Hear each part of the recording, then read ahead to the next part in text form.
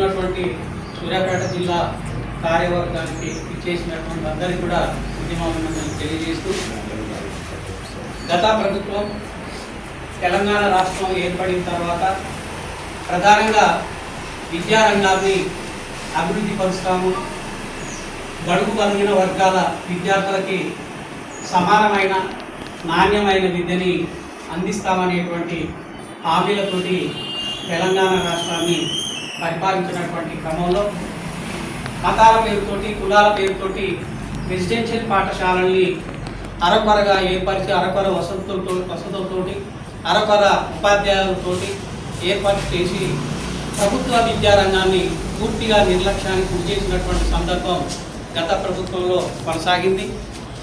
ఆనాడు ప్రభుత్వం 20% నిధులు కేటాయిస్తామని చెప్పి కనీసం 6% నిధులు కూడా కేటాయించలేనటువంటి పరిస్థితిలో గత ప్రభుత్వం విద్యారంగాన్ని పూర్తిగా నిర్లక్ష్యానికి గురి చేసింది.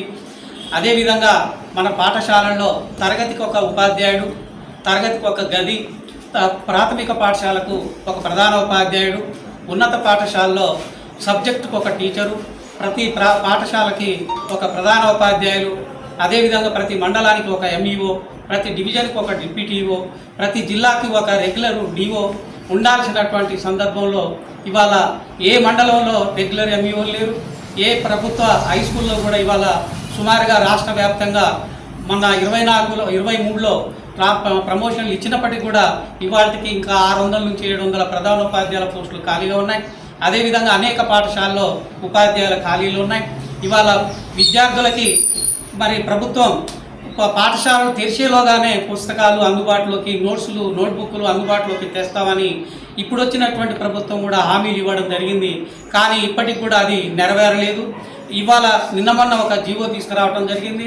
ఆ జీవోలో ఉన్నటువంటి సారాంశం ఏంటంటే ప్రధానంగా 60 మంది విద్యార్థుల్లో ఉన్నటువంటి పాఠశాలలో, ప్రాథమిక పాఠశాలలో 2 ఉపాధ్యాయులనే ఉంచుతామనేటువంటి ఒక నిబంధన ఉంది.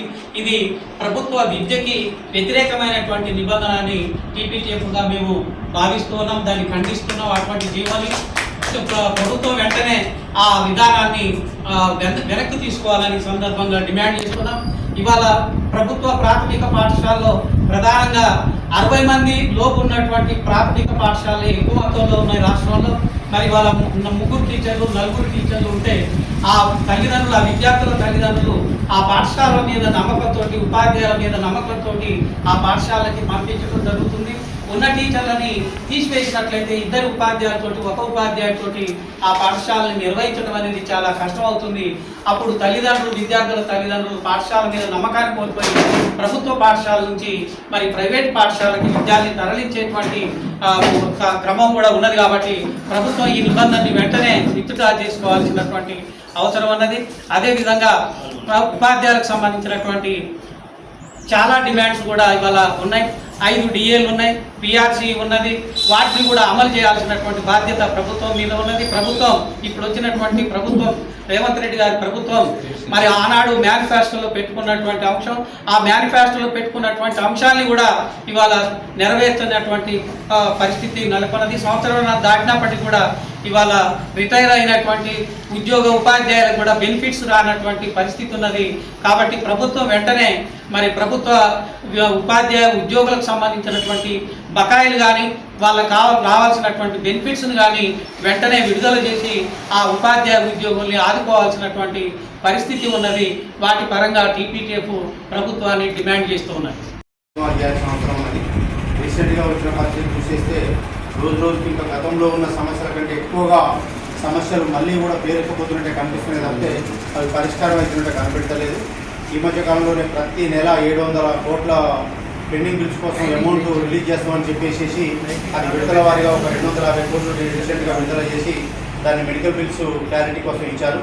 ఏదేమైనా ఇప్పటివరకు రిటైర్ అయ్యి 2 సంవత్సరాలు అవుతున్న వాళ్ళకి ఎలాంటి బెనిఫిట్స్ ఇవ్వకపోవడం వల్ల రీసెంట్గా ఖమ్మంలో ఒక ఉపాధ్యాయుడు తనకు ఒక పెద్ద డిసీజ్ వస్తే అతను నిమ్స్లో జాయిన్ అయితే ఆపరేషన్ చేయించుకోలేని పరిస్థితుల్లో, డబ్బులు పెట్టలేని పరిస్థితుల్లో అతను చనిపోయాడు.